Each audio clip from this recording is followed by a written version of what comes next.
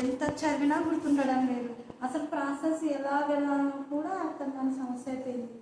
నా ప్రాసెస్ మొదలు పెడితే నిదానం అవుతుంది, కానీ ఇప్పుడున్న సమయానికి ఆ టైం సరిపోదు. కవర్ చేయాలి, ఎలా కవర్ చేయాలి, కవర్ చేద్దామంటే అలా చూసుకుంటూ పోతే అది కాదు. దాన్ని క్షిప్తంగా చదవాలి. ఏం చదవాలో, ఎలా చదవాలో, ఎక్కడ ముందు వెళ్ళాలో అర్థం కాకుంటుంది. ప్లస్ ఈ సతమతమయంలో నాకు హెల్త్ కూడా సహకరించడం లేదు. దేవా తండ్రి, నాకు ఈ గడ్డాన్ని గట్టెక్కించి నేను టెట్లో ఇంతవరకు కూడా ఎక్కువ మార్క్స్ సాధించలేదు. తక్కువ కట్ ఆఫ్ మార్క్స్కే వెళ్ళాను, కానీ ఈసారి తక్కువ క్వాలిఫై జాబ్ తెచ్చుకుంటాననే నమ్మకంతో ఇక్కడ అడుగుపెట్టినాను. మరలా నీ తట్టు తిరిగానయ్యా. దేవా తండ్రి, నీకే స్తోత్రం, నీకే స్తోత్రం. నా భర్త టాలెంట్ ఉండి నా మాట విన్నాడు, చదివాడు, కానీ నాకు చదవాలని ఉంది. కానీ నాకు ఏది గుర్తుండదు, ఏం చదవాలో, ఎలా ఫాలో అవ్వాలో కూడా అర్థం కాని పరిస్థితి. తీరా కష్టపడదామంటే హెల్త్ సహకరించను. ఇటువంటి సమస్యల మధ్యన సతమతమవుతున్నాను. నాకు నువ్వే సహాయం చేస్తావు అయ్యా. నిన్నే వేడుకుంటున్నాను తండ్రి. ప్రభు అయిన యేసుక్రీస్తు నామమున వేడుకుంటున్నాను తండ్రి. ఆమేన్, ఆమేన్, ఆమేన్.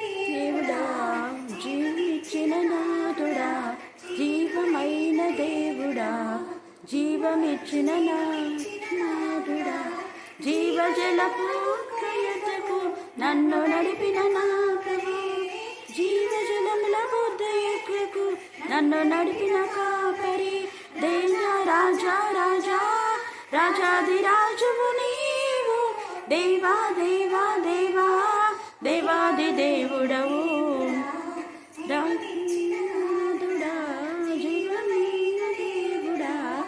జీవించిన నాథుడా,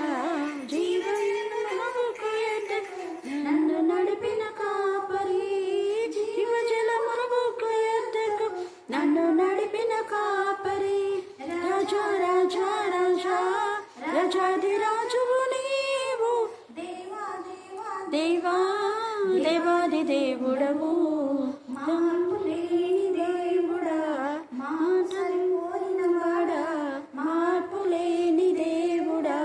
మాకు సరిపోయిన వాడా, మాకుతోనే జీవజలమును కలుగజేసిన నా ప్రభు, మాకుతోనే జీవజలమును కలుగజేసిన కాపరి, రాజా రాజా రాజా రాజాది రాజువు నీవు, దేవా దేవా దేవా దేవాది దేవుడవు.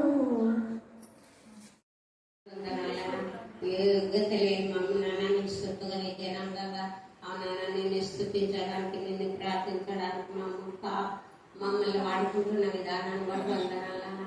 ఓ తండ్రి, గొప్ప దేవుడా, గొప్ప కాపరి ఆయన తండ్రి, మా కాపరి మాకు ఇంకా ఖచ్చితంగా చోట్ల పరిగెత్తి నన్ను అభివృద్ధిపరచు, వదినమ్మ అన్న కొడుకులను తండ్రి ప్రభా కర్నూలు వాళ్ళ సంఘాన్ని కూడా అభివృద్ధిపరచున్నాను. నా తండ్రి, నీ బిడ్డల్ని నీ సేవలో వాడుకుంటున్న విధానాన్ని బట్టి వందనాలన్నా. నా తండ్రి, సూత్రం పరిశుద్ధుడా, స్వార్థ పని చేయట, నీ పని చేయట నాన్న తండ్రి. వయసు ముఖ్యం కాదు నాన్న తండ్రి. ప్రభా ఆత్మీయ బిడ్డలు నాన్న తండ్రి, నీ విశ్వాసంలో, నీ పట్టుదలలో తండ్రి యవనస్తులుగా నాన్న తండ్రి అమ్మగారిని వాడుకుంటున్న విధానాన్ని బట్టి ఉందనాలన్న.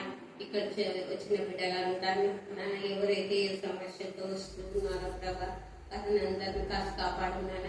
ఇస్రాయేలు కాపాడు దేవుడు, కునుకడు నిద్రపోడు నాన్నతో సంవత్సరం దానియేలు నాన్న తండ్రి, దానియేలు మహారాజు నాన్నతోగా నాన్న కన్నులెత్తి నేను స్తుతిస్తుండగా నన్ను చూచుతున్న దేవానికి వందనాలన్నా. అవునా తండ్రి, చూస్తాం నిన్ను నా చేతిలో చెప్పుకున్నాను నా తండ్రి. పరిశుద్ధుడా పరిశుద్ధుడా మహోన్నతుడా ప్రేమస్వరూపానికి అని నా తండ్రి చూస్తూ పరిశుద్ధుడా ఎంతైనా నువ్వు నమ్మదగిన దేవుడు. తల్లిదండ్రులు ఇచ్చిన నీరు ఎడబాయన మా ఎందు నీ నిరీక్షణ నీ విశ్వాసం నన్ను పడిపోకుండా నన్ను లేవనైతే సమర్థుడు నన్ను తల్లి. ఎవరైతే నన్ను తల్లి బీడి పరీక్షలు రాయించున్నాడో ఆ బిడ్డలందరినీ నాన్న తల్లి నేను ఇక్కడ చట్టం దాచుకో. వారు ప్రతి ఒక్కటి చదువుచుండగా నాన్న జ్ఞాపక శక్తి దయచేయండి. ఆత్మీయ జీవితంలో నాన్న తండ్రి నీ ఆత్మీయ జీవితంలో ఎదుగుతూ నన్ను నీ ఆత్మీయ జ్ఞానం చేత బిడ్డల్ని నాన్న పరీక్షలో మంచి ఫస్ట్ మార్కులు దయచేయి. నాన్న పిల్లలు కూడా నాన్న తల్లి అమ్మగారికి నాన్న తల్లి ప్రార్థన చేయించున్న ఇక్కడ అంతా నన్ను అద్భుత కార్యం జరిగించి ఆలోచనకర్తవు నెచ్చుడకు తండ్రి సమాధానకర్తవు బలమైన పుట్టగా మా ఒంటి మీద బిడ్డల చేతలు మహిమ అనుకోబడిన మా గొప్ప రక్షక నా తండ్రి చూస్తున్నాయి.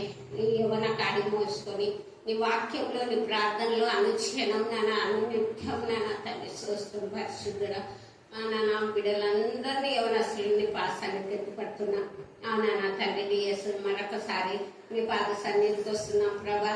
డిఎస్ రాసే బిడ్డలందరినీ తండ్రి ప్రభ ఎక్కడెక్కడైతే రాష్ట్రాలు ఉన్నారో ప్రభా అవునా మీరు ముందుండి అబ్బాయిలకు కావాల్సిన ఆత్మీయ జ్ఞానం చేత నాన్న మా దేవుడు మాకు సహాయం చేసినాడని నమ్మకం కలిగి నాన్న అబ్బాయిలో ఉత్సాహము ధైర్యం ప్రతి ఒక్కటి చదువుచుండగా నాన్న తండ్రి అబ్బాయిలకు కావాల్సిన మంచి జ్ఞాపక శక్తి దయచేయండి నాన్న. చూస్తున్నాం నాన్న పరిస్థితి దేవుడికి ఇష్టం ఉండదు. దేవుడి ఎందుకు నమ్మిక ఇచ్చితే చాలు. అందుకే సహోదరులారా మీ విశ్వాసంలో కలుగు పరీక్ష ఓర్పుని పుట్టించునని ఎరిగి మీరు నానా విధములైన శోధనలో పడినప్పుడు అది మహానందమని ఎంచుకున్నాడే అంటున్నాడు. అంటే ఒకవేళ ఈ సంవత్సరం మనకు ఉద్యోగం రాకపోయినా పర్లేదు దేవుడు ఖచ్చితంగా ఇస్తాడని మనం నమ్మకం ఉంచాలి. కానీ బాధపడకూడదు, ఎప్పుడు బాధపడకూడదు. దేవుడు ఎప్పుడు ఇవ్వాలో అది ఇస్తాడు. అయితే ఎవరైనా జ్ఞానం ఎప్పుడు చదవడానికి నువ్వు జ్ఞానం కోసం ప్రార్థన చేస్తావు, దేవుడు ఖచ్చితంగా నీ ప్రార్థన విన్నాడు, నీకు జ్ఞానం ఇస్తాడు. కానీ అపనమ్మకం అనేది ఉండకూడదు. అంటే దేవుడు ఇస్తాడా లేదా అని అనుకోకూడదు. అందుకని ఇక్కడ అంటాడు అప్పుడు అది అతనికి అనుగ్రహింపబడను.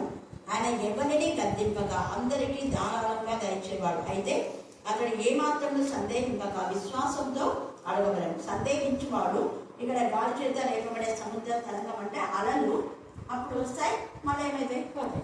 అట్లా మనకు కూడా మేలు వచ్చినప్పుడే దేవుడని, మళ్ళీ మేలు రానప్పుడు దేవుడికి దూరమై ఉండకూడదు. ఎప్పుడైనా కూడా దేవుడి పైన మనం ఆధారపడినప్పుడు రెండు మనస్సులు ఉండకూడదు. అందుకే ద్విమనస్సు అంటున్నాడు. రెండు మనస్తత్వాలు వద్దు. ఒకే విధానంలో దేవుడి పైన ఆధారపడినప్పుడు ఖచ్చితంగా దేవుడు మనకు సహాయం చేస్తాడు. దేవుడి వాక్య భాగం దీవించి ఆశీర్వదించుగాక. ఆమేన్ ఆమేన్ ఆమేన్. మహాదేశం బట్టి ప్రశస్తమైన మీ సన్నిధానంలో ఎంతగానో వర్ణాలు చెల్లిస్తున్నాం. కరుణాపీఠంలోకి వచ్చుచున్న వారిని వెళ్ళుచున్న వారిని మీరు ఆస్వాదించే దేవుడు నా ప్రభా శారద కార్చిన కన్నీరు, కలలు కార్చిన కన్నీరు మీరు విన్నారు. ఇంకా వచ్చిన వీళ్ళందరూ మీ జ్ఞానాత్మతో నింపండి ప్రభా. అలాగే కుటుంబాన్ని విశ్వనాథులు కూడా వారు అన్యులైనప్పటికీ నేను నమ్మిక ఇచ్చినారు తండ్రి. నా స్టూడెంట్ నా తెలిసిన కూడా మేము ఈ సమయంలో జ్ఞాపకం చేసుకుంటున్నాం. నేను మరి మీరు కలగొచ్చేమని ప్రార్థిస్తున్నాం. కుటుంబానికి మరి కళ్ళకి జ్ఞానాన్ని వివేకాన్ని జ్ఞాపక శక్తిని దయచేసి ఇప్పటి నుంచి ఆమె చదివే చదువంతా కూడా అర్థమయ్యేలా ఏ ప్రశ్న జవాబు చదవాలనో ఆ జవాబు నేర్చుకోవడానికి మీకు సహాయం చేయండి. దేవా కుమారు విశ్వనాథ్ కూడా మీ జ్ఞానాత్మక నింపండి.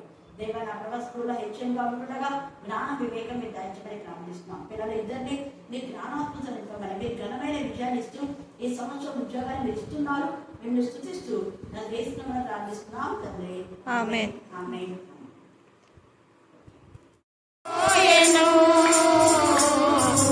నినివే పట్టణము దృష్టికి ఘోరమాయెను, పాపముతో నిండిపోయెను.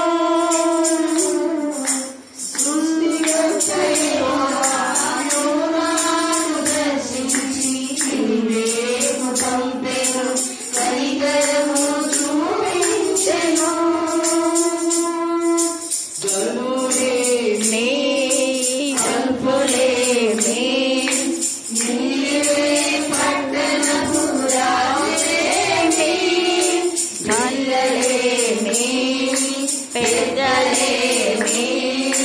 ఉపవాసము చేయగా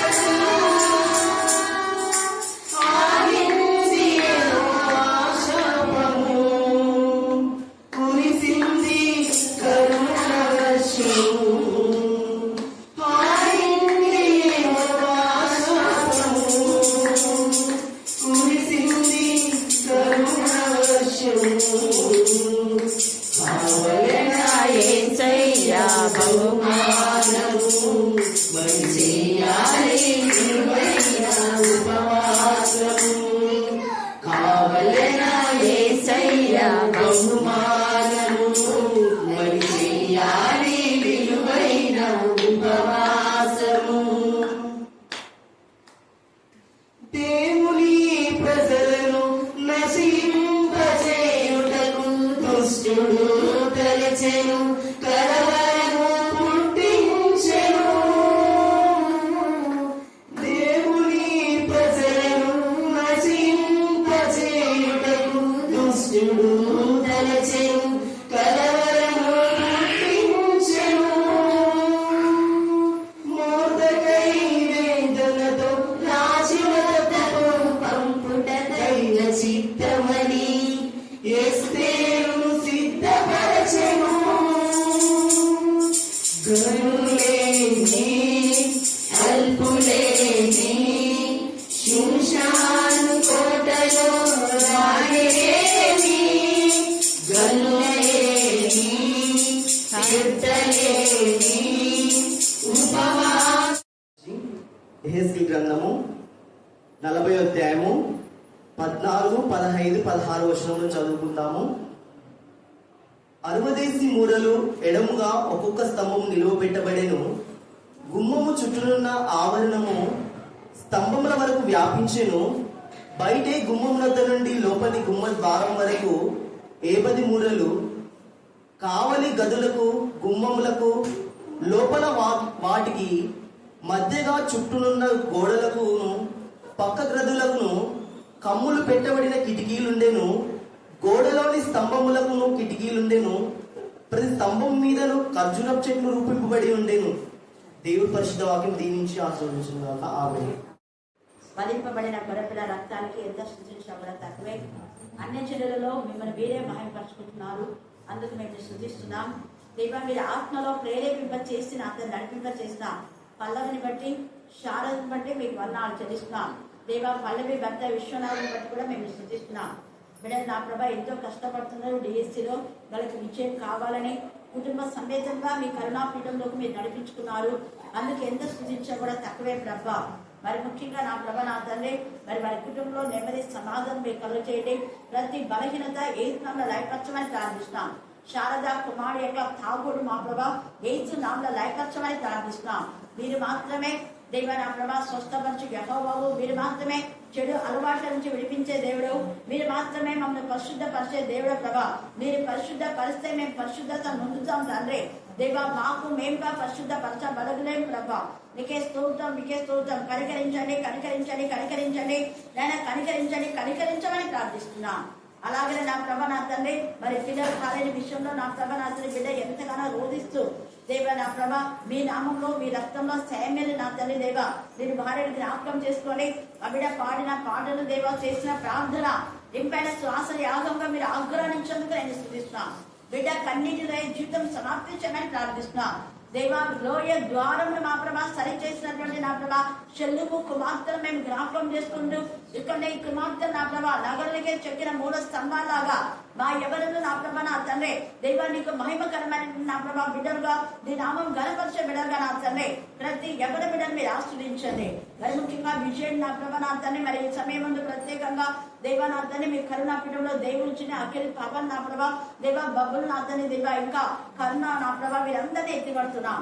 వారిని వెన్నడే చికిత్సలు కూడా వేస్తుంటే గద్దించమని ప్రార్థిస్తున్నాం. ఎప్పుడు ఏమని చెప్తారు అంటే మేడం దగ్గరికి వెళ్ళామంటారు అన్నారు. ప్రార్థన చేసిన తర్వాత వెంటనే ఏసీ నాకు బాగు చేశాడు అన్నారు. అట్లా ఎంత నమ్మకం. మరి అలాగే అంజూరపు చెట్టు గురించి మరి ఎంత చక్కగా పాడారు. నిజంగా లేఖన భాగంలో చాలా చెట్లు ఉన్నాయి. ఒక్కొక్క చెట్టు కూడా మానవ యొక్క ఉనికిని తెలియజేస్తుంది. సేమ్ ఇక్కడ కూడా గుమ్మాలకు ఆ యొక్క తర్వాత తండ్రి అయిన దేవుని యొక్క గదులలో ఎన్ని గదులు ఉన్నాయో ఆ మందిరంలో, ఆ గదులకు స్తంభాలు ఉన్నాయి. స్తంభాలకు ఖర్జూరపు చెట్లు రూపింపబడాలా అని అక్కడ యేసయ్య సొలొమోను కట్టేటప్పుడు తేటగా చెప్పాడు. చెప్పిన విధానంలో దేవుడు ఏదైతే చెప్పాడో వాటన్నిటిని విని గుర్తుపెట్టుకొని ఆ ప్రకారమే చేశాడు. ఇక్కడ స్తంభంలకు ప్రతి స్తంభానికంట, ప్రతి దాంట్లో ఉన్న స్తంభముల మీద ఖర్జూరపు చెట్లు రూపింపబడి ఉండేని అంటున్నాడు. ఎక్కువగా మనం ఖర్జూరపు చెట్లు తెలియని వాళ్ళు ఎవ్వరు లేరు, అందరూ తెలుసు కదా. ఖర్జూరపు చెట్టు గురించి మనం చూస్తే కొన్ని చెట్లు ఫలాలు మాత్రమే ఇస్తాయి, కొన్ని చెట్లు ఆకులు ఉపయోగపడవు, కొన్ని చెట్లు వేర్లు ఉపయోగపడవు, కొన్ని ఆ మొద్దులు మనం ఇళ్లకు దర్వాజలకు వాడేటివి కొన్ని ఉంటాయి. అయితే ఈ ఖర్జూరం టోటల్ గా ఆకులు ఉపయోగమే. ఎలాగ ఆకులు అంటే ఆ పెద్ద పెద్ద ఆకులను తెచ్చి ఇల్లు కట్టుకుంటారు కదా, ఖర్జూరం చెట్టు ఆకులు కానివ్వండి, లేకపోతే ఇవండి కొబ్బరి చెట్టు ఆకులతో చింపులు చేస్తారు. తర్వాత ఈత చెట్ల యొక్క ఆకులతో కూడా మనం ఎంత చక్కగా ఆ చింపులు చేసేటటువంటి చూస్తాం. తర్వాత తాటి చెట్లు పెద్ద పెద్ద ఆకులు కాబట్టి అవన్నీ కూడా యూనివర్సల్ గా ఉంటాయి, విడివిడిగా ఉండవు వాటి ఆకులంతా అవి పెద్ద అంటే కొమ్మరేగా మట్టలు అంటాం, మనం మట్ట అంటాం కదా, కొబ్బరి మట్టలు ఖర్జూరం మట్టలు అంటాం. ఆ మట్టలు పట్టుకొని ఖర్జూరపు మట్టలతో యేసయ్యను ఊరేగించే చేసేటప్పుడు కూడా ఖర్జూరం మట్టలతో యేసయ్యకు జన నినాదం చేశారు అని ఉంది. అలాగా జయ నినాదం ఎందుకు చేశారు? యేసయ్య ప్రవేశంలో, జయ ప్రవేశంలో యేసయ్య మరణానికి ముందు చేశారు. కారణం ఏంటంటే మనం ఏ జాతి అయినా, ఏ మతమైనా, ఏ కులమైనా అందరూ యేసయ్యలో ఒక్కటి, యూనివర్సల్. అందుకే మానవ కోటికి విధి ఒక్కటే, ఏంటది? యెహోవా యందు భయము. ఆ భయము భక్తి అనేది మానవులో ఉంది అంటే బ్లెస్సెడ్ అయిపోతారు. అలాగే ఈ యొక్క ఖర్జూరం చెట్టు యొక్క ఆకులు ఉపయోగమే, తర్వాత ఖర్జూరం చెట్టు యొక్క కాండము ఉపయోగమే, ఖర్జూరం చెట్టు యొక్క వేరు చాలా ప్రాముఖ్యమైంది. ఖర్జూరం చెట్టు కానివ్వండి, ఈత చెట్టు కానివ్వండి, తర్వాత తాటి చెట్టు, కొబ్బరి చెట్టు, ఇవన్నీ ఒకే జాతి చెట్టులు. ఈ వర్షం గురించి ఆలోచించాము. అందుకనే ఇర్మియా 17వ అధ్యాయంలో కూడా వర్షం లేని కాలంలో అరుహ వృక్షం చింత నొందలు కాపు మానదు అది ఎప్పుడు, ఎందుకు అంటే దాని వేరు నీటి ఓరలోకి వెళ్ళిపోతుంది. దాని వేళ్ళంతా స్ట్రైట్ గా ఉంటాయి, చిన్న చిన్నలుగా వేరే వేరే ఏళ్ళతో కలవదు. దాని వేరు ఏ వేరుతో కలవదు. తల్లి వేరు రూట్ ఎక్కడైతే నీరుందో, ఎంత లోతుందో అంత లోతుకు వెళ్ళిపోతుంది రూట్ డైరెక్ట్ గా, వేరే వేళ్ళంతా కలవదు. అలాగా ప్రత్యేకమైనటువంటి చెట్టు ఖర్జూరపు చెట్టు. ఎందుకు ఖర్జూరపు చెట్టు యొక్క మరి ఆ యొక్క చెట్టును రూపించమని చెప్పాడు దేవుడు అంటే, ఖర్జూరపు చెట్టు లాగా మనం కూడా ప్రత్యేకించి ప్రతిష్ఠించబడి ఏర్పరచబడిన జనాంగంగా, మహిమ గల జనాంగంగా, దేవునికి ఇష్టమైన జనాంగం ఉండాలన్నది దేవుని ఉద్దేశం ఒకటి. రెండవది, కష్టంలో, నష్టంలో, వేదనలో, రోదంలో, బాధల్లో అన్నింటిలో ప్రభుత్వం మనం కలిసి ఉండాలన్నది. అంటే ఇది బాధ వచ్చినా బాధపడదు, నీళ్ళు లేకపోయినా చింతన ఉండదు, కాపు మనం. దేవుని పిల్లలు కూడా కరమైన, ఖడ్గమైన, వస్త్రహీనతైన, ఉపద్రవమైన ఏదైనా క్రీస్తు ప్రేమ నుంచి మనం ఏం చేయకూడదు? వేరు చేయకూడదు, వేరు కాకూడదు. ఎలాంటి పరిస్థితుల్లో కూడా మనం దేవుని సన్నిధికి రావాలన్న ఉద్దేశంతోనే అక్కడ ఖర్జూరపు చెట్టును రూపింపమని చెప్పాను. కష్టం వచ్చినప్పుడు దేవుని విడిచిపెట్టడం, మరి సంతోషం వచ్చినప్పుడు దేవుని సన్నిధికి రావడం. కొంతమంది కష్టం వచ్చినప్పుడు దేవుని సన్నిధికి వస్తారు, తను బాగున్నప్పుడు రాదు. అలాంటి నేచర్ మనలో ఉండకూడదనే ఈ ఖర్జూరపు చెట్టును అక్కడ ప్రతి స్తంభానికి రూపించమని తండ్రి అనే దేవుని యొక్క ప్రణాళిక. తర్వాత ఈ ఖర్జూరపు చెట్టు ఏ కాలం అంతైనా కూడా ఒక ఫలాని కాలంలో అనేది లేదు. ప్రతి కాలంలో కూడా కొబ్బరి ఇవి టెంకాయలు కాస్తాయి. తర్వాత ఈ ఈత పండ్లు మాత్రమే ఎండ వేసే కాలంలో ఎక్కువ ఉంటాయి. కానీ ఇవన్నీ కూడా ఎప్పుడైనా ఉంటాయి. మనకి ఎప్పుడైనా దొరుకుతాయి కదా, కొబ్బరి దొరుకుతుంది, ఖర్జూరా కూడా దొరుకుతుంది. ఈత పండ్లు మాత్రమే వేరే టైంలో. తర్వాత తాడి పండ్లు కూడా వేసే కాలంలో కొంచెం ఎక్కువగా అవి వస్తూ ఉంటాయి. కాబట్టి మనం అంటే ఎప్పుడు కూడా మనం ఫలించే బిడ్డలుగా ఉండాలి దేవుని ఉద్దేశం. ఎప్పుడు మనం దేవునిలో, నీటి ఓరన దీని వేరుంది కాబట్టి వాక్యములో మనం ఉండాలి. ఎప్పుడైతే నీటి వేరులో ఉంటామో ఎల్లప్పుడూ మనం ఫలిస్తాం. ఎల్లప్పుడూ వేరే వాళ్ళ కోసం ఆశించాం, వేరే వర్షం కోసం ఎవరైనా నీళ్లు పోయాలి కానీ ఇది ఎప్పుడు అడగదు. ఖర్జూరం చెట్టు అడగదు, కొబ్బరి చెట్టు కూడా అడగదు. నీళ్ళు పోసినా పోయకపోయినా దాని రూటు ఖచ్చితంగా నీరు ఎక్కడంటే అక్కడ వెళ్ళిపోతుంది. వితౌట్ దేర్ నాలెడ్జ్, అంటే దానికి తెలియకుండానే అది పోతుంది వేరు. మనం కూడా మనకు తెలియకుండా దేవుని బిడ్డలుగా దేవుడిలో ఉండాలంటే దేవుని యొక్క ఉద్దేశం. అంటే మన యొక్క ఆత్మ, మనసు, శరీరము దేవునితో అనుసంధానమై ఉండాలంటే దేవుని యొక్క ఉద్దేశం.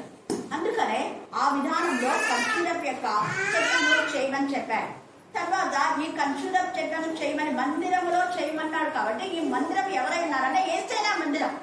మనం ప్రకటన 22 చూస్తే అక్కడ దేవాలయం ఉందేమో అని అనుకుంటే అక్కడ ఏ దేవాలయం లేదు, కానీ గొర్రె పిల్లయే దానికి దేవాలయమై ఉన్నారు అని చూస్తాం. 22 ప్రకటన తర్వాత నెహెమ్యా కానివ్వండి, యెహెజ్కేలు, దానియేలు, ఇర్మియా, యెషయా ఇవన్నీ చదివితే మనకు చాలా అర్థమవుతుంది. చూడండి 22:1-2 వచ్చిన మరియు స్ఫటికము వలె మెరైనట్టి జీవజలముల నది దేవుని యొక్కయు గొర్రెపిల్ల యొక్కయు చూడండి సింహాసనం వద్ద నుండి గొర్రెపిల్ల తర్వాత దేవుడి, అంటే పాత నిబంధన వరకు ఉన్న వాళ్ళందరూ కూడా దేవునిలో ఏకమై ఉన్నారు. తర్వాత కొత్త నిబంధనలో యేసయ్య ద్వారా పాత నిబంధన వాళ్ళంతా కూడా హృదయ సంబంధమైన సున్నతి కలిగిన వారు. ఈ యొక్క గొర్రె పిల్ల యొక్క సింహాసనం వద్ద నుంచి వచ్చేటటువంటి ఆ యొక్క ప్రవాహం అంతా కూడా ఎవరు అంటే యేసయ్య రక్తంలో కడగబడి కొనబడినటువంటి వారు.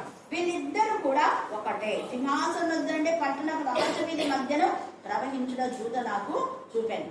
ఆ నది యొక్క ఈవలను ఆవలను జీవవృక్షం ఉన్నాయి. రెండునే ఇక్కడుంది అక్కడుంది. కారణం ఏంటంటే పాత నిబంధన వాళ్లకు జీవాన్ని ఇచ్చింది దేవుడే, కొత్త నిబంధన జనులకు జీవాన్ని ఇచ్చింది దేవుడే. అందుకే రెండు వైపులా జీవవృక్షం ఉన్నాయి అంటున్నాడు. ఈ జీవవృక్షం ఎల్లప్పుడూ జీవింపజేసేది. ఈ ఖర్జూరపు వృక్షాలు కూడా చాలా మట్టుకుంటే చాలా ఆయుష్ ఎక్కువ. ఖర్జూరపు కొబ్బరి చెట్లకు ఆయుష్ ఎక్కువ. అవి ఎన్ని సంవత్సరాలైనా 100కు పైగా అవి బ్రతుకుతాయి.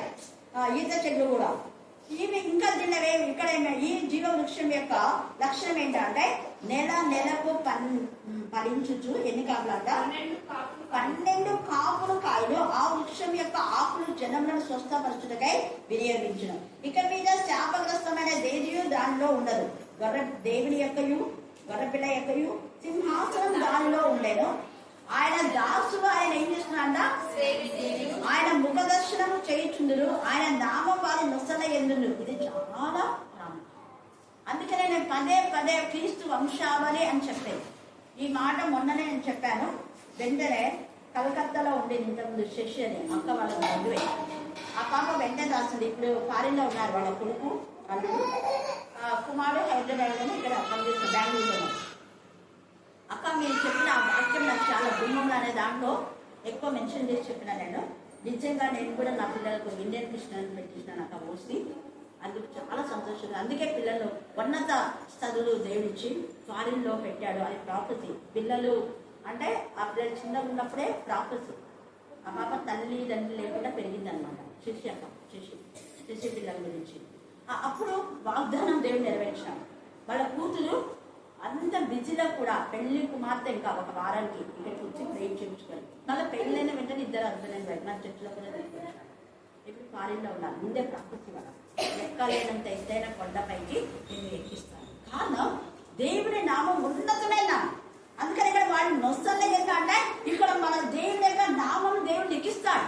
మనం యేసయ్య పిల్లలమని ఆయన ముద్ర వేస్తాడు. ఎవరిని అంటే క్రీస్తు రక్తంలో కడగబడి కొనబడి మేము క్రీస్తుకు చెందిన వారము అని అన్ని జనులతో సహా ప్రూఫ్ చేసుకున్న వారంగా ఉన్నారు. మన సేవకుల సదస్సు ఒకటి జరిగింది. అక్కడ నేను అదే చెప్పాను. మీరందరూ క్రైస్తవులా చేతులు ఎత్తండి అన్నారు. కొందరు ఎత్తినారు. ప్రూఫ్ చేసుకోగలరా అన్నారు. కొంతమంది ఎత్తినారు, కొందరు ఎత్తలే. చూడండి. అందుకని ఇక్కడ నుస్సల ఎందు అంటాడు. నుస్సల ఎందు ఎప్పుడైతే యేసయ్య నామం అనుకుందో అప్పుడు ఏమైతుంది, ఆ యేసయ్య నామమే మనకు దీపమై ఉంటుంది. ఆ యేసయ్య నామమే వెలుగై ఉంటుంది. ఆ వెలుగులో చీకటికి లేనన్నీ కూడా ఏమైపోతాయి. ఇక మనకు వెలుగు అవసరం లేదు. ప్రతి ఒక్క నొసల యేసయ్య నామం ఉంటుంది. మనం వెళ్తుండే మన చుట్టూ వెళ్తులు ఉంటుంది. పెద్ద డైనమైట్ కంటే ఎక్కువ వెళ్తుంది. ఇంకా వెళ్తురు అసలు అవసరం లేదు. డే అండ్ నైట్ అదే. అంటే నైట్ అసలు ఉండదు, ఎప్పుడు పగలే. సూర్యకాంతి కంటే కోటి సూర్యకాంతుల కంటే ఎక్కువ వెలుగు ప్రతి నొసట ఆ వెలుగు ప్రకాశిస్తూ ఉంటుంది. అందుకని ఇక్కడ వారి నొసల ఎందు ఉంటది ఆయన నామం. రాత్రికి ఎన్నడూ ఉండదు, దీపకాంతి అయినను సూర్యకాంతి అయినను వారికి అక్కర్లేదు. దేవుడైన ప్రభువే వారి మీద ఏం చేస్తాడ? ప్రకాశించును. వారి యుగ యుగంలో రాజ్యం చేయదు. యుగ యుగాలు మనం ఇక్కడ బ్రతికేది 100 సంవత్సరాల కంటే ఎక్కువ బ్రతకాలి. అక్కడ దేవాలయం ఆయననే. అందుకే అక్కడ దేవాలయం అంటే ఏసైనే. ఆయన ముఖ దర్శనం వాళ్ళు చేస్తున్నారు. మందిరం ఆయననే. ఆయనలో మనలో ఆయన ఉండాలని ఆయన ఇష్టపడుతున్నాడు. మనతో సహవాసం చేయాలని ఇష్టపడి వాళ్ళందరూ కూడా ఆయనతో ఉండడానికి ఏర్పాటు చేస్తున్నారు. అందుకనే ఒక యుగం కాదు. యుగం అంటే 1000 యుగాలు. అక్కడ మనం ఆనందంగా ఉండాలంటే ఇక్కడ 100 సంవత్సరాల్లో ఎంత బాధ అయినా మనం భరించాలి. 100 సంవత్సరాల కంటే ఎక్కువగా ఎవరు నిలుస్తారు. రేరు 112, 120 చాలా తక్కువ. 95 సంవత్సరాలు దేవుడికి ఇష్టం. అలాగా ఆ వృద్ధాప్యంలో దేవుడు వాళ్ళని ఎంతగా చిగురింప చేశాడు. ఖర్జూరం చెట్టు. అందుకనే 92వ కీర్తన 12వ వచనం చదవాలి. కీర్తన 92:12. నీతిమంతులు ఎందుకు నీతిమంతులను ఖర్జూర వృక్షానికి పోల్చాడు అంటే, ఎవరైతే ఆయన ఎందుకు నమ్మికించుందో వాళ్ళే నీతిమంతులు. ఎవరైనా వాళ్ళు జాతి మతం కులం అనేది లేదు. అబ్రహాము దేవుని నమ్మాడు, అదే దానికి ఏమని ఎంచబడింది? నీతిగా ఎంచాడు. నమ్మకం అంటే ఏమని నమ్మాడా? నీ తల్లిని తండ్రిని వదిలిపెట్టమంటే వదిలిపెట్టాడు. నీ గత జీవితంలో ఉన్న ఐడియల్ వర్షిప్ వదిలిపెట్టమంటే వదిలిపెట్టాడు. మళ్ళీ దాని వైపు వెళ్ళలేదు. నేను దేవుని యొక్క కుమారుని అని చెప్పుకున్నాడు. అందుకనే దేవుడు కూడా ఏమన్నా అంటే, నువ్వు నా పైన ఆధారపడ్డావు, నన్ను నమ్ముకొని నువ్వు వచ్చావు, అందరిని వదిలిపెట్టి. అందుకనే నేను కూడా నీకు బ్లెస్సింగ్స్ ఇస్తున్నా. ఏంటా బ్లెస్సింగ్స్ అంటే, ఎవరెవరైతే నీతిమంతులు అవుతారో వాళ్ళందరూ నీ సంతానం. నమ్మిన వాళ్ళందరూ కూడా నీ నుంచి వస్తారు. ఆకాశం నక్షత్రం వలె నీ సంతానం విస్తరిస్తుంది.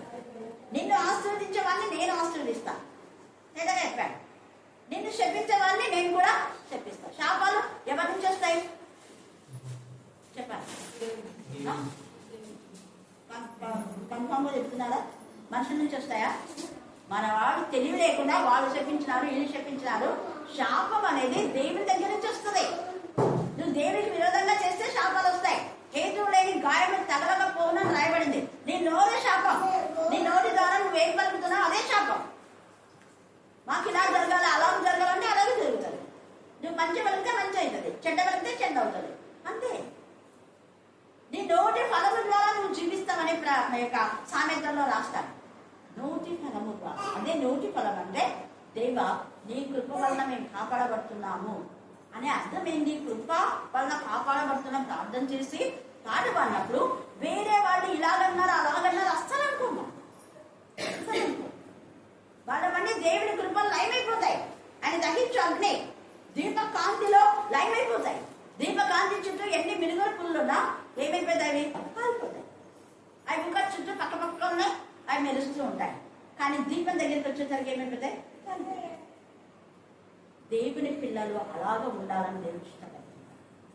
అందుకనే ఖర్జూర వృక్షం వలె వాళ్ళు ముసలితనమందు కూడా ముప్పు వేస్తారు. అంజూర చెట్టు కూడా కొమ్మలాగా దాన్ని చిగురించాలి. మువ్వు వేయడం అంటే చిగురించడం. దేవుడు ఆ కుమారుని ఇక్కడ పంపించి ఆ పాట పాడించారు. మీరు కూడా పాడినారు పాటలన్నీ కూడా అద్భుతం. అయితే ఈ యొక్క రానున్న సంవత్సరాల్లో మన భయంకరమైన దినాల్లో ఉన్నాం కాబట్టి ఏసే రాకల్లో మనం చిగురించాలి. ఆ చిగురు ఏది అంటే యెషయా 11 యేసయ్య మొద్దు నుంచి వారి వేరుల నుంచి అన్నారు. వేరుల నుంచి అనేది గుర్తుపెట్టుకోండి. ఇక్కడ ఖర్జూరపు వేరు నుంచి ఖర్జూరం పువ్వు వస్తుంది. అక్క యొక్క వేరు అంటే ఆమె చిన్నప్పుడు వేరు వేశాడు దేవుడు. విశ్వాసం అనే వేరు అందులో ఉంది చిన్నప్పుడే. ఆ వేరు ఉంది కాబట్టి ఆమె ఫలించి వాళ్ళ ఇంట్లో వాళ్ళు ఫలించాలని ప్రార్థన చేసింది. చిన్న పల్లెలో 8 మందికి ఉద్యోగాలు ఇచ్చారు. వాళ్ళందరూ మొన్న వచ్చి డెప్యుటేషన్ కావాలని ప్రే చేస్తున్నారు. ఇలాగండ నుంచి వచ్చింది. హల్లెలూయా, హల్లెలూయా.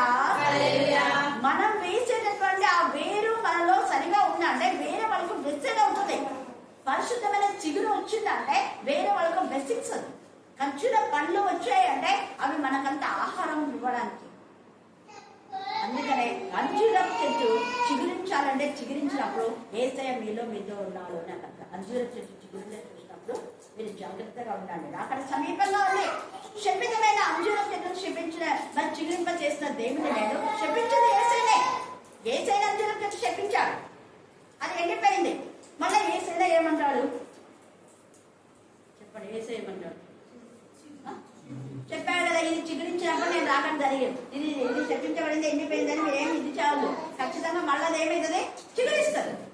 కొంతకాలమే. అది ఎందుకు శపితమైంది అంటే నేను వచ్చినప్పుడు దాంట్లో మంచి ఫలాలు లేవు, ఒక్కటి కూడా లేదు. నేను ఒక్కడే కోరుకున్నా, నీ నుంచి నా నుంచి దేవుడు ఒక్కడే కోరుతున్నా. ఆ ఒక్క ఫలం పరిశుద్ధం, విశ్వాసం. ఆత్మ ఫలము ఉంది కానీ ఫలాలు కాదు, ఆత్మ ఫలం.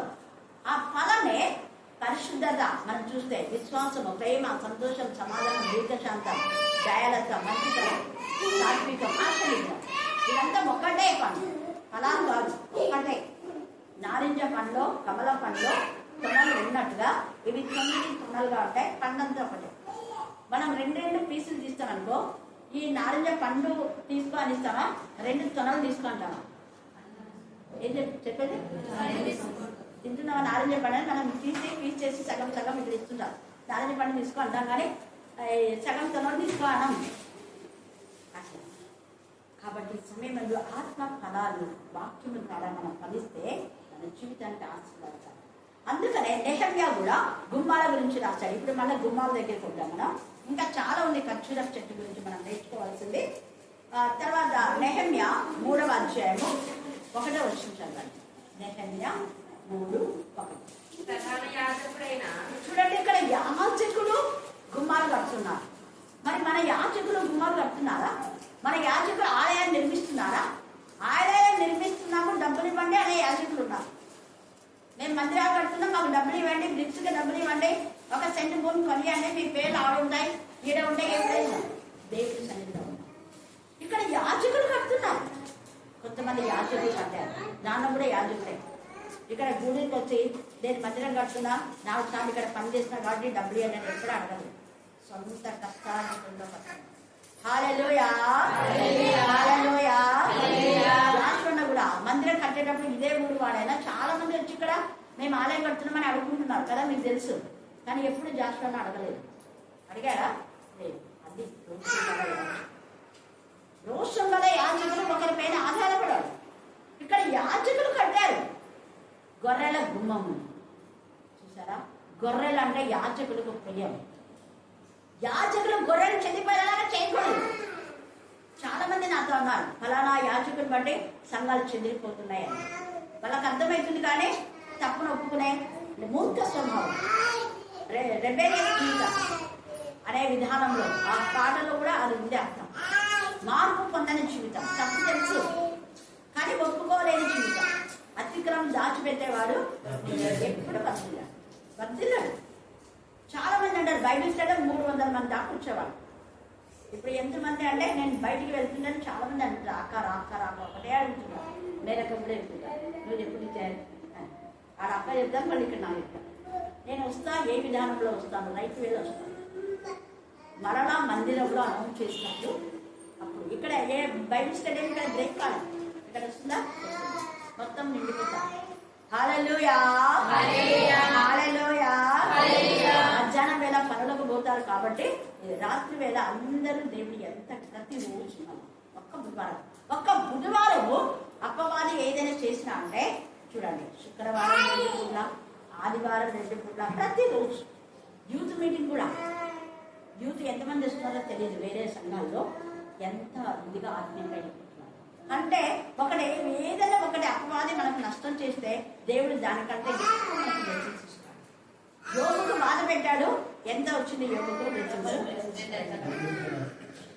నాకు 200 కంటే ఎక్కువ వచ్చింది. హల్లెలూయా, హల్లెలూయా.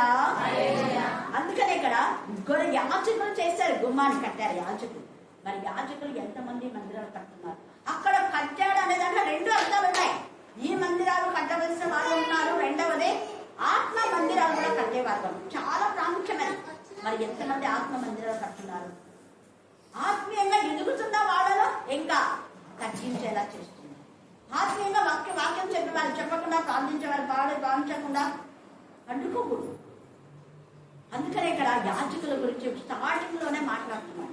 మూడవ వచ్చింది చదవండి. నెహెమ్యా 3. మరియు అమ్మోనీయుడైన టోబియా అతని యొద్ద ఉండి వారి పట్టిన దానిపైకి ఒక నక్క ఎగిరినట్టయినా వారి రాతి కూడా పడిపోయినట్టు మా దేవ ఆలకించుము, మేము తిరస్కారం నెహెమ్యా 3:3 మత్స్యమ గుమ్మం. ఒకటి నెహెమ్యా దగ్గరనే ఉండండి మీరు. నెహెమ్యా ఇప్పుడు మన గుమ్మాల గురించి, ఖర్జూరపు చెట్ల గురించి అయిపోయింది. ఇప్పుడు గుమ్మాల గురించి. ఒక్కొక్క గుమ్మానికి గొర్రెలు యాజకులు కాయాలి, మేపాలి. మబ్బు చాటులో ఉన్న గొర్రెలు మందలో చేర్చాలి. అందుకే వాళ్ళు కట్టుతున్నారంటే అది కట్టారు. దొంగ జీవితం నుంచి విడిపించడానికి వాళ్ళు కట్టారు. తాగుబోతులకు తాగుబోతు నుంచి విడిపించడానికి. నేను ఇలాగా గట్టిగా మాట్లాడుతున్నా కాబట్టి కొంతమంది మేడం మనం బాగా గద్దిస్తుంది అంటున్నారు. ఆ గద్దింపు లేకపోతే యెహెజ్కేలు 33:3 చదువుకుంటే దేవుడు మనల్ని గద్దిస్తాడు, నన్ను గద్దిస్తాడు. నేను ఎందుకు నేను ఏర్పాటు చేసుకుంది అంటాడు. యాజకులు ఎందుకున్నారు? మీరు గద్దించడానికే. మీ పిల్లలు అగ్నిలో కాల్చుకుంటే వినుకుంటారా? వాళ్ళు నరకానికి పోతారని తెలుసు కదా. మరి అలాంటప్పుడు ప్రతి ఇంటికి కౌన్సిలింగ్ చేయాలి. గూడూరులో ప్రతి ఇంటికి వాక్య పరిచయం జరిగింది. హల్లెలూయా, హల్లెలూయా, హల్లెలూయా. అక్కడ గద్దింపుల వాళ్ళ దగ్గర గద్దింపులు ఉన్నాయి. మీ పిల్లలు సరిగా లేరు. ఇక్కడ నుంచి చర్చికి పోయే వరకు ఎవరి పిల్లలు మధ్యన కనపడినా అంటే ఖచ్చితంగా వాళ్ళకు కౌన్సిలింగ్ ఉంటుంది. మీరు ఇలాగా చేసి మీ తల్లిదండ్రులకు చెడ్డగా చేపిస్తున్నారు. ఆ సెల్ ఫోన్ చూసి మీ బతుకులు పాడు చేస్తున్నారు. ఇంత చిన్న వయసులో డ్రగ్స్ అడిక్ట్ అవుతున్నారు చాలా మంది. అందుకనే అక్కడ గొర్రె యాజకులు అంటే ఇలాంటి వాళ్ళని కట్టేవారు, కాసేవారు, మేపేవారు. యోహాను సువార్త 21లో పేదవాళ్ళు. ఏసైనా ప్రేమ అంటే ఏసైనా ప్రేమించేవాళ్ళు. ప్రేమ అంటే వాక్యంతో నింపబడినవాడు.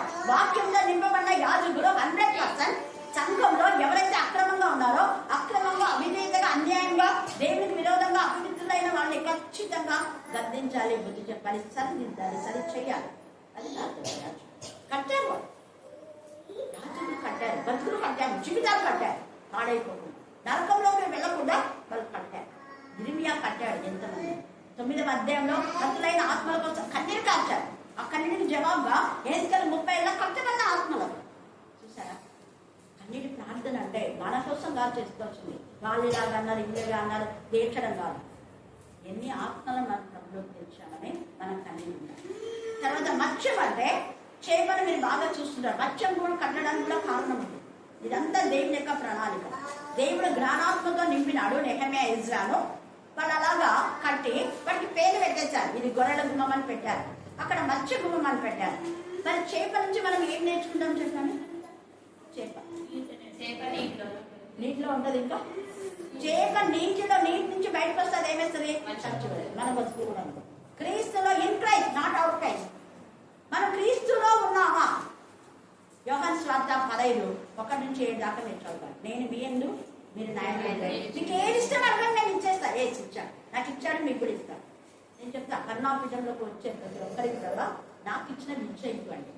నేను పీజీ చేసినా వాళ్ళు కూడా పీజీ చేయాలి. నాకు గవర్నమెంట్ ఉద్యోగం వాళ్ళ గవర్నమెంట్ ఉద్యోగం ఇవ్వాలి. నాకు సొంత ఇల్లు ఇచ్చారు, వాళ్ళు కూడా సొంత ఇల్లు ఇవ్వాలి. దేవా, ఈ విధానంలో అనేక ఆత్మలు కట్టడానికి మీ కరుణాపీఠం వాళ్ళు కూడా ఆత్మీయంగా కట్టబడాలి కదా. అలా బ్లెస్సింగ్స్ అందరికీ ఎంత వరకు.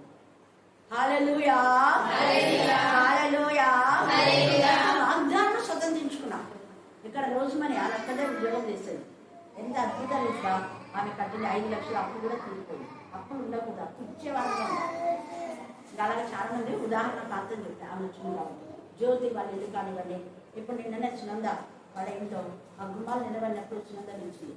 ఇక్కడ ఆత్మీయంగా పెట్టిన బిడ్డను అందరికీ సొంత గృహాలు చేయించారు. గవర్నమెంట్ చెప్పాలి. విక్టోరియా 2 రత్నం కూడా వస్తుంది, తక్కువేం కాదు. దేవుడు ఇస్తాను ఖచ్చితంగా. ఇంకా పిల్లలు అందుకని అక్కడ ఏంటి? మత్స్యం అంటే చేప ఎప్పుడు నీటిలో ఉంటే ఎలాగ బ్రతుకుతారో, మన క్రీస్తులో ఉంటే ఎంతగానో ఎదుగుతాం. తర్వాత దాన్ని ఒకటి నీటిలో ఉంటుంది ఎప్పుడు. రెండవది దాని ప్రవర్తన ఏంటి? క్యారెక్టర్. చేప క్యారెక్టర్. ఉప్పు కొలుసులకు అందించుకోదు. Very good. కొలుసులకు అంటే ఎంత ఉప్పు సముద్రంలో ఉన్నా మనం ఫిష్ తయారు చేయాలంటే ఖచ్చితంగా ఉప్పు వేసే చేస్తాం. లోకంలో ఉన్నాం, లోకం వల్లకి రాదు. జాగ్రత్తగా. అందుకే ఎవరితో అంటే వాళ్ళతో మాట్లాడాలి. ఏమంటే ఏం ప్రైజ్లు అంటే అంతవరకే. మళ్ళీ ప్రైజ్లు అనంతరం ఇంకొక మాట కూడా మాట్లాడకూడదు. నన్ను ఆ ఒక్క నిజమే అని అని ఉంటే ఇంత గొడవలు రావు. నిజమే అని అక్కడ ఆమె ఏం చేస్తుంది అంటే ముచ్చట్లు పెట్టింది. అందుకే అపవాదం.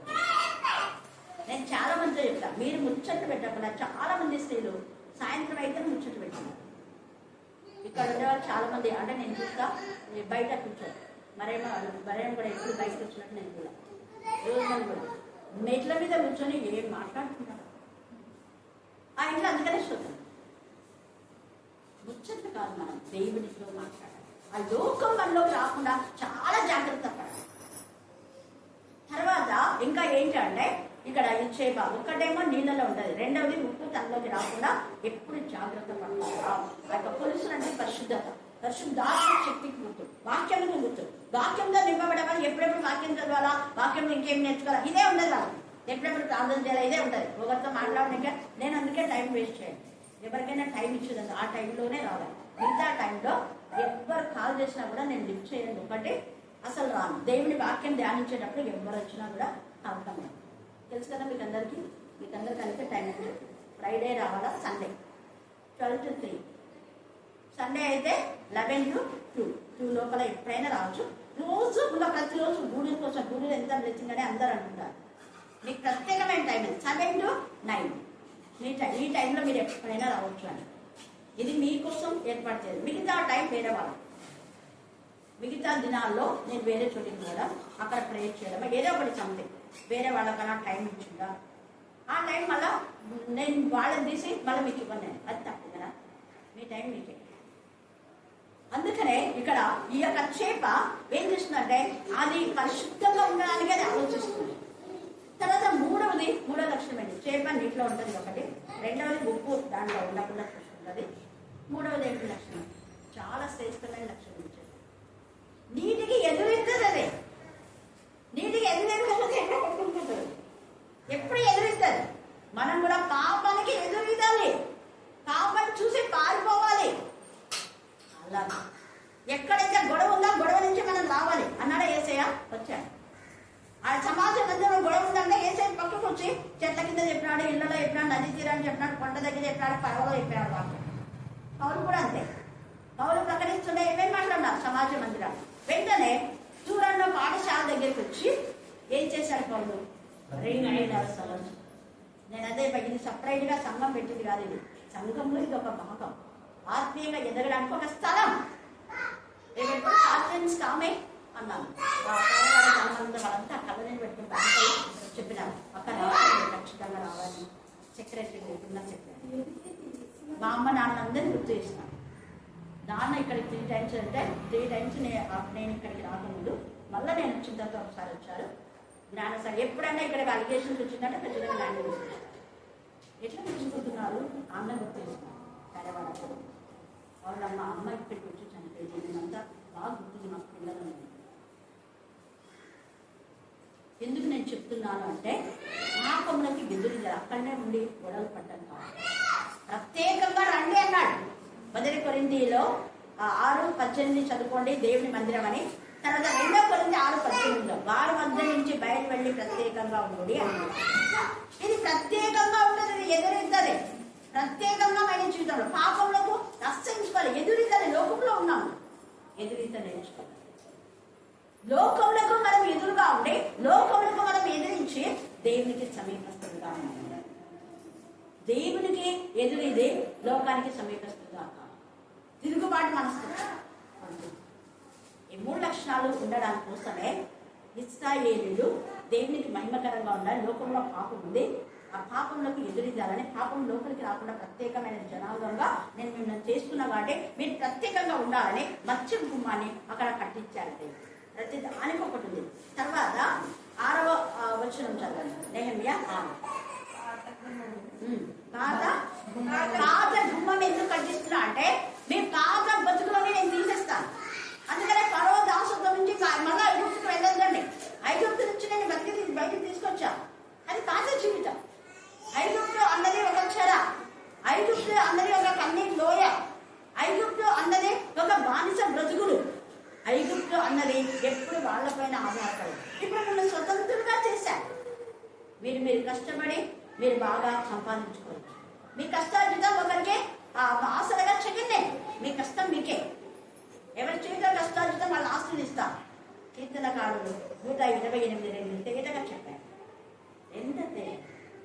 అందుకనే అక్కడ మనం ఎప్పుడైతే ఆ యొక్క ఐగుప్తు నుంచి అంటే పాత బ్రతుకులో పాత జీవితం పాపం వదిలిపెట్టిన దాని గురించి మళ్ళా గుర్తు చేసుకొని ఏడ్చి మళ్ళా పాపంలో ఏ పాపం మీద మనం విడిచిపెట్టామో ఆ పాత గుమ్మము గుర్తు యొక్క ఏం చేయాలంటే మళ్ళా పాత బ్రతుకులోకి వెళ్ళొద్దు అని ఎక్కడ. రెండవది, ఒకవేళ పాతగా మొదట ఆత్మీయంగా ఉన్నావంటే మళ్ళీ ఆత్మీయంగా రా. పడిపోయింది ఏ స్థితిలో నువ్వు పడితేవో ఆ స్థితిని జ్ఞాపకం చేసుకొని మరలా ఆ మొదటి స్థితిని లోనికి రా అంటే మళ్ళీ పాపంలోకి రమ్మని కాదు అక్కడ. అప్పుడు సినిమాలు చూడకుండా ఉంటే మళ్ళీ ఇప్పుడు సినిమాలు చూస్తా అనేది కాదు. అప్పుడు సినిమాలు చూస్తుంటే ఇప్పుడు చూడకుండా మళ్ళా పోతా అనేది కాదు. పరిశుద్ధతలో ఆరంభిస్తే పడిపోతే మళ్ళీ పరిశుద్ధత ఉంటుంది. అదే అక్కడ పాత జీవితాన్ని వదిలిపెట్టింది రూతు. మళ్ళా మోయాబుకు వెళ్ళలేదు. అందుకనే ఆమెకు భర్త లేకపోయినా దేవుడు భర్తనిచ్చినాడు, పిల్లలు అవుతారని నమ్మకం లేదు, కానీ పిల్లల్నిచ్చాడు. అసలు ఆస్తి లేదు ఆమెకు. ఆస్తితో అనేకులకు ఆమె సమృద్ధి అయిన జీవం ఇచ్చేలాగా ఎంతో మంది పనివారు దేవుడిచ్చారు. ఆమె పనికత్తే లైఫ్ మారిపోయింది. పాత బతుకులో పనికత్తే. పాత బతుకులో మోయాబు శపితమైన జీవితం. శాపం పోయింది, ఆశీర్వాదం వచ్చింది. పనికత్తే యజమానులు ఆలైపోయింది. ఎంత భర్త లేడు, భర్తనిచ్చాడు. ఆ భర్త దేవుడికి విరోధం తీసేసాడు.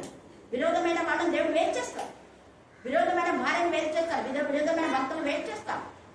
ప్రత్యేకంగా జీవించమంటారు. ఎందుకంటే వాళ్ళ వివాహం ఇష్టానుసారంగా చేసుకునేది కాబట్టి.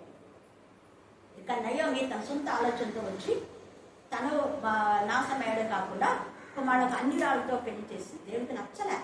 ఆమె యూదురాడు, యూదుని చేసుకుంది. ఎలిమెన ఆశీర్వదించబడిన కుటుంబం తప్పు తెలుసుకుంది, పశ్చాత్తాపడింది. ఆమె పశ్చాత్తాపం తన కోడల్ని మార్చింది. తద్వారా బ్లెస్సెడ్ అయిపోయినాను ఇద్దరు. మళ్ళీ మోయాబుకి వెళ్ళలేదు లైఫ్. అలాగే నేను లైఫ్లో ఎప్పుడు మనం పాత జీవితంలోకి పాత ఆలోచనలు ఉంటుంది అవి వదిలేస్తాం. మళ్ళీ దాన్ని తమ్ముకొని మనం ఏడ్చకూడదు. నేను రక్తంతో అదే చెప్తా. మళ్ళీ పాత చెప్తున్నాను. మా ఏడుపు ఆ కన్నీళ్ళు వద్దు. ఇప్పుడు చాలా ప్రశాంతంగా ఉంది. అంత పెద్ద ప్రొటెక్షన్ ఎంత బాగా పోషిస్తాం. హల్లెలూయా, హల్లెలూయా. రోజు ఆమె గర్భంలో శిశువు గంతులు వేసి ఆనందిస్తున్నారన్న నిన్న వాక్యం చెప్పినప్పుడు అదే మాట చెప్తున్నాను. కాబట్టి మనము దేవుళ్ళ ప్రజెంట్గా మన దేవుల్లో ఉండాలి. దేవుడికి మహిమకరంగా మనం ఉండాలి. తర్వాత ఇంకో గుమ్మం ఉంది. 13వ వచనం. హామారును జానపా కాపురస్తులు బాగు చేసి కట్టిన తరువాత దానికి తలుపులను తాళములను గడియలను అమర్చిరి. ఇదియుగాక పెంట ద్వారం వరకుండు గోడ 1000 మూలకు దొరక వారు కట్టిరి. ఇంకా అక్కడ షల్లూము కుమార్తెలు కూడా కట్టారు. ఇంకా కొంచెం కిందికి ఉండే సైడ్ ఇచ్చారు. షల్లూము కుమార్తెలు, యూదా కుమార్తెలు ఆనందించలేదు. 97:8 ఉంది. తర్వాత కీర్తన 144:12 వాళ్ళు నగరకే చెప్పిన మూల స్తంభాలు మనకు అలా ఉంటాయి. ఇక్కడ ఆడపిల్లలు కట్టారు జీవితాలు. మరి నీ ఇంటికి ఇల్లాలు దీపం. నువ్వు దీపంగా ఉన్నావా? నీ ఇంటిని చికెన్ చేస్తున్నావా? దేవుడు నీతో మాట్లాడుతున్నాడు. లోయ గుమ్మను కట్టారు వాళ్ళు. చూసారా? ఆ లోయ గుమ్మం అంటే నిజంగా ఆధ్యాత్మికంగా లోపలికి వెళ్ళిపోయిన మన జీవితాల్లో దేవుడు పైకి లేవనెత్తాల కోసమే బ్యాప్టిజం ఇచ్చి యోహాను పంపాడు. మత్తయి సువార్త 3లో ప్రతి లోయను ఏ చేయాలన్నా ప్రతి కొండను కూడా చదువు చేయాలి. కొండలాగా పెరిగిన పాపాలన్నీ కూడా సమమట్టమైపోవాలి. లోయలాగా ఆత్మీయంగా పడిపోయినవా, ఆర్థిక సమస్యలు పడిపోయినా, రోగాలతో పడిపోయినా, నువ్వు ఏ స్థితిలో పడిపోయిన స్థితి నుంచి దేవుడు నిలిచేస్తాడు. గాఢాంధం కారలోకి నేను వెళ్ళినా ఏ అపాయం నాకు అంటే దేవుడు మనలో చేస్తాడు. గొర్రెల దొడ్డిలో నుంచి దావీదు పిలిచిన దేవుడు, రాజుగా చేసి సమస్తమైన సమృద్ధి చింతనిచ్చిన దేవుడు నీకు నాకు కూడా సమృద్ధిస్తాడు. మిగతా గొప్పల గురించి వచ్చే వారం మనం ధ్యానం చేసుకుందాం. వీలైతే రాత్రి దేవుడు ఈ లేఖన భాగం దీవించి ఆశీర్వదించుగాక. ఆమేన్, ఆమేన్. ఈ సమయంలో ప్రార్థన.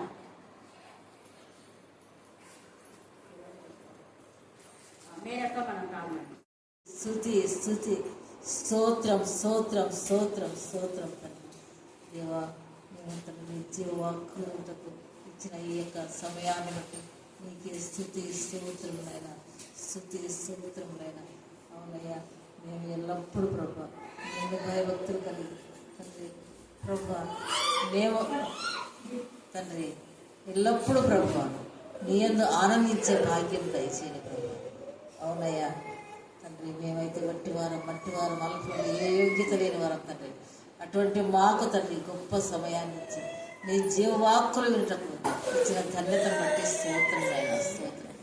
గొప్ప దీవానికి స్తోత్రములైనా స్తుతి స్తోత్రములైన నీకే స్తుతి స్తోత్రములైన తండ్రి. సర్వోన్నతులు సర్వ సృష్టికర్త సర్వంతర్యామి తండ్రి. మా మాకు తండ్రి నీవే దేవుడు, నీవే తండ్రి, నీవే కాపు తండ్రి. మేమందరం ప్రభు ఎప్పటికెప్పుడు తండ్రి మా యొక్క ఆత్మ పరీక్ష చేసుకుని ముందుకు సాగి వెళ్ళటకు సమయం దయచేయండి. ప్రతిరోజు ప్రతి నిమిషం ప్రతి గడియ తండ్రి విషయ మేము ఎల్లప్పుడు మంచి మనస్సాక్షితో తండ్రి ఈ లోకంలో జీవించేటప్పుడు చూడకు ఎవరికి విరోధంగా ఉండకుండా ప్రభు, ఎలాంటి తప్పుడు మాటలు మాట్లాడకుండా ప్రభు, మా అందరి హృదయాలలో మీరున్నాడు ప్రభు. మా అందరి హృదయాలలో మీరే మాట్లాడండి ప్రభు. మంచి మాట మంచి నడవడి మాకందరికీ దయచేయండి ప్రభు. అవునయ్యా తండ్రి. దేవదేవా దినజన పాల్గొనగా మేము ఎల్లప్పుడు నీకు విధేయులమై తండ్రి నీ మాట వింటూ నీ మాటకు లోబడి ప్రభు తండ్రి మాట వినట కంటే మంచి నడవడి మీరు అంటున్నాను ప్రభు. అవునయ్యా మేము మాట విని వారం కాదు కదా మంచి నడత కనుక నీ మాట ప్రకారం నడుచుకుని వారమై ఉండే భాగ్యం దయచేయండి. గొప్ప దేవానికి స్తోత్రం తండ్రి. గొప్ప దేవానికి స్తోత్రం తండ్రి. అన్ని దినం ఎన్నో అద్భుత కార్యములు ఆశ్చర్య కార్యములు